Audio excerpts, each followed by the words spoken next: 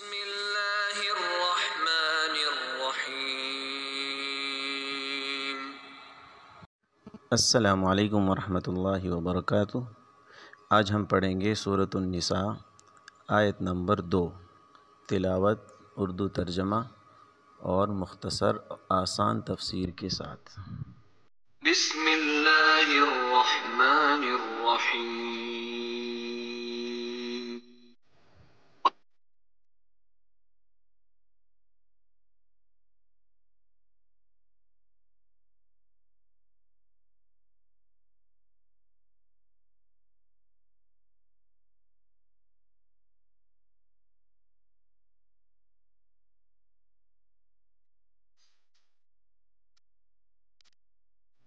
اب لفظی ترجمہ سنیں۔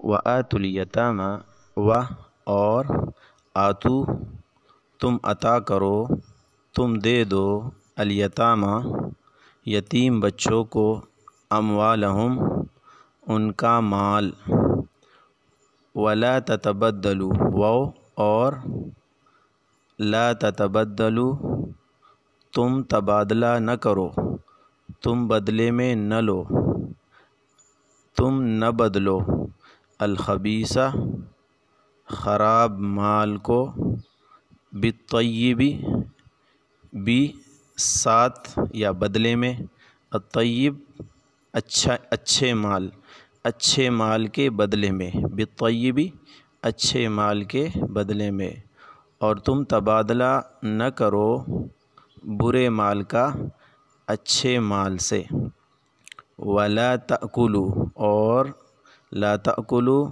تم نہ کھاؤ، اموالہم اموال مال، ہم ان کا، یتیموں کا مال، ان کا مال یعنی یتیموں کا مال، الی ساتھ، اموالکم اموال مال، کم تمہارا یعنی تم اپنے مالوں کے ساتھ، الی اموالکم اپنے مالوں کے ساتھ یتیم کے مال نہ کھاؤ، ان بے شک ہو یہ کام، کانا ہے، حوباً گناہ، کبیرہ بڑا، انہو کان حوباً کبیرہ بے شک یہ کام ہے بڑا گناہ۔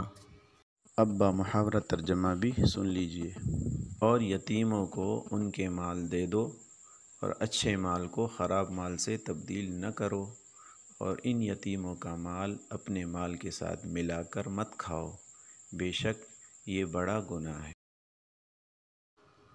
اس آیت کی مختصر تفسیر یہ ہے کہ یہ ان لوگوں کے بارے میں نازل ہوئی ہے جو یتیم کے اولیاء ہے، یتیم کی ولایت اور ان کے مالوں کی حفاظت کی نگرانی ان کو دی گئی ہے، ان کے بارے میں یہ آیت ہے۔ 3 احکامات اللہ تعالیٰ نے اس کے اندر بیان کیے ہیں۔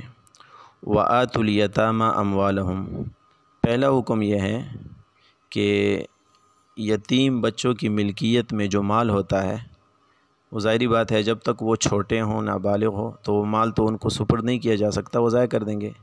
جب وہ بالغ ہو جائیں تو بالغ ہونے پر، اور وہ سمجھدار بھی ہو جائیں تو بالغ ہونے اور سمجھدار ہونے پر ان کا مال ان کے حوالہ کر دیا جائے، پہلا حکم یہ ہے، اس کے اندر کسی قسم کی کمی اور کوتاہی نہ کی جائے۔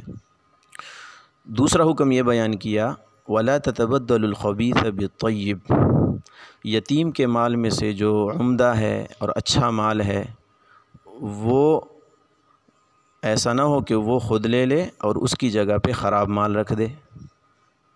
یتیم کے مال کی فہرست میں اگر ایک چیز ہے، مثلاً بکری ہے، اب یہ ہے کہ اچھی بکری وہ خود لے لی اور اس کے بدلے میں کمزور قسم کی بکری وہ یتیم کو دے دی، ایسا بھی نہ کرے، یعنی یتیم کا مال وہ تبدیل نہ کرے، اس کو الگ رکھے، اور بددیانتی بھی نہ کرے کہ اچھا مال خود لے لے اور اس کی جگہ پہ گھٹیا قسم کا مال رکھ دے، کہ یہ بھی جائز نہیں ہے۔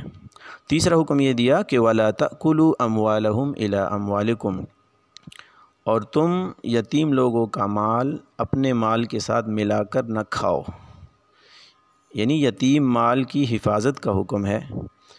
اب ایسا نہ ہو کہ اپنے مال کے ساتھ تم نے خلط ملط کر دیا، اب اپنا مال بھی کھا رہے ہیں تو اس کے ساتھ ساتھ یتیم کا مال بھی کھا رہے ہیں، تو اس کی اجازت بھی نہیں ہے، یعنی یتیم بھی مال استعمال کر رہا ہے، لیکن یہ ہے کہ آپ خود بھی ان کا مال استعمال کرتے ہو تو اس کی بھی اجازت نہیں ہے۔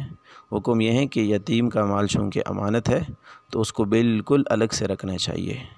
اگر کوئی ان 3 کاموں کو پورا نہیں کرتا، یہ احکامات نہیں مانتا، خلاف ورزی کرتا ہے، انہ کان حوبا کبیرہ، تو اس کا یہ عمل بہت بڑا گناہ ہے۔ حوبہ بڑے گناہ کو کہتے ہیں کہ ان کا یہ کام بہت بڑا ہے۔ خلاصہ یہ ہے کہ یتیم کے مال کی حفاظت کرنے والے لوگوں کو یتیم کے مال سے متعلق 3 طرح کے احکام ہیں۔ پہلا حکم یہ ہے کہ جب وہ بالغ ہو جائیں تو ان کا مال ان کو حوالے کر دیا جائے۔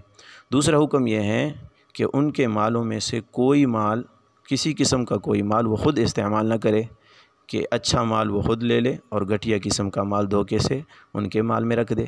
اور تیسرا یہ ہے کہ یتیم کے مال کو اپنے مال کے ساتھ خلط بھی نہ کرے اور اس کے استعمال سے بھی اپنے آپ کو بچائے۔ وآخر دعوانا ان الحمد للہ رب العالمین۔ السلام علیکم ورحمۃ اللہ وبرکاتہ۔